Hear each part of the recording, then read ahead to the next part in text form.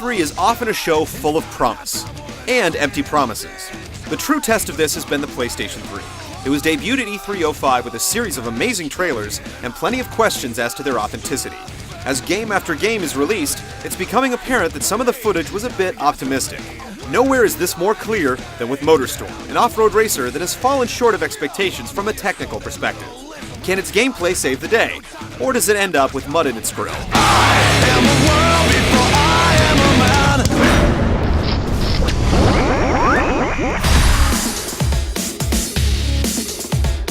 Games that come out in a console's infancy are often bereft of modes and features, but the lack of content in MotoRStorm is downright criminal.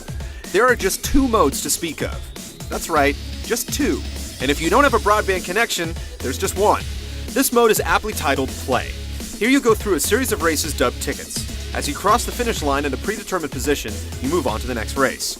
Most of the races determine which vehicles you can pilot and have you swapping paint with the same exact vehicle class.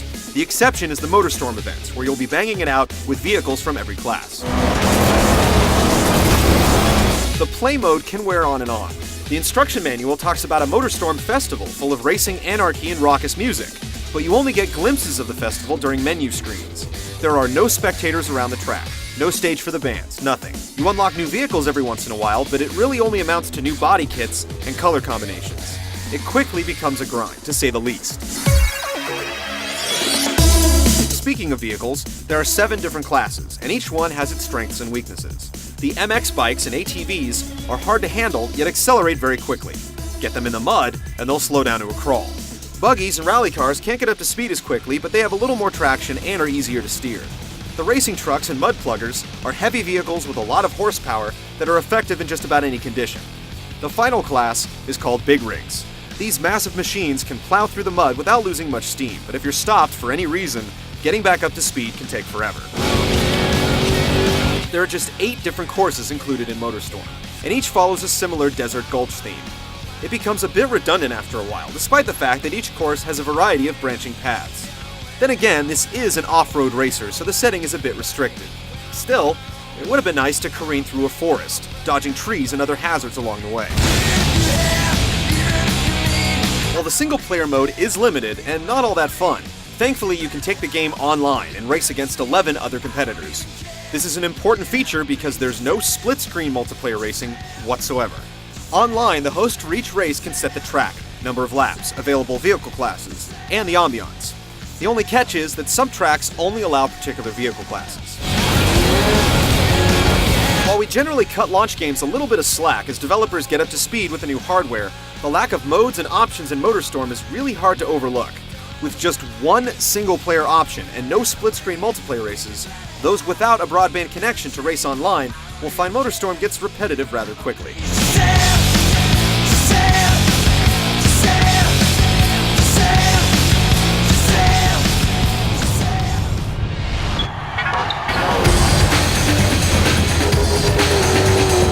While MotoRStorm is thin on content, one area where it has delivered is in the gameplay.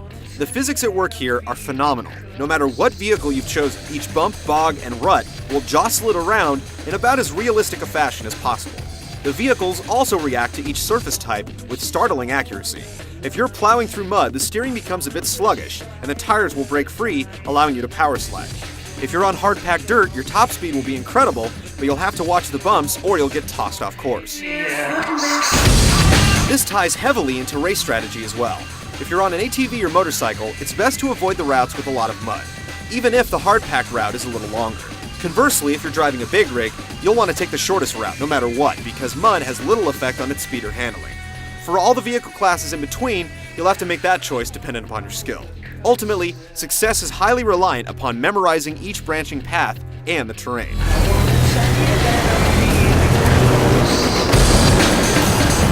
Overall, things are pretty balanced. If you're good enough, you can win with just about any vehicle class against any other class. The one exception to this rule is online, where there's no computer-assisted balancing. Here, it can be extremely difficult to win against stiff competition with the heavier vehicles. Of course, the host can always limit the vehicle types to correct this. Behind the wheel, things are incredibly simple, yet plenty deep. You have gas, brake, turbo, and that's about it. The turbo is regulated by the vehicle's temperature. Let it get too hot, and it'll explode in a blaze of mud-splattered glory. drive through the mud, or catch some air and it'll cool. This adds a good deal of strategy to the races, as you'll be looking for big jumps on the final lap to make sure you have enough turbo to blast to the finish line, or if you have a big lead, looking for the safest route to make sure you don't crash. The latter is incredibly important, especially when racing against the computer. No matter how fast you whip around the courses, there always seems to be a glut of vehicles on your tail. Make one mistake, and suddenly you go from having the race of your life to finishing in the middle of the pack. We finished in 1st place and 6th place with the same exact time, which shows that there's a good bit of rubber banding going on. The good news is the controls are incredibly accurate, and crashing is the result of driver error most of the time. One gripe is that vehicles can get caught up on the smallest of rocks, leaving you with the awkward choice of resetting on the track or trying to get out of the jam. Another complaint has to do with the crashes. As incredible as they look, with parts flinging in every direction, they can take forever to complete, and it's totally random as to whether you'll be set up or completely screwed by the time you make it back to the race. Despite the complaints, once you get a handle on MotorStorm's gameplay, it's one of those games where you can get completely in the zone, anticipating each bump and rut while letting off the turbo for those moments of airborne bliss.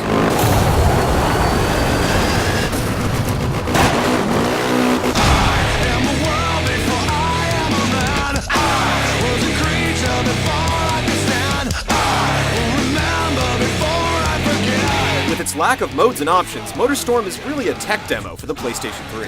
While it's fallen a bit short of its target render, there's no denying that it's one of the most gorgeous racing games ever. The physics and handling are on point, but you'll be utilizing them across just 8 tracks. MotorStorm will undoubtedly see some downloadable updates in the coming months, but we're forced to review what comes on the disc, and unfortunately, it's not a whole lot. Still, if you're starved for some new experiences in your PlayStation 3, give it a rent, and see if you're still hungry for more after a few days of mudslinging.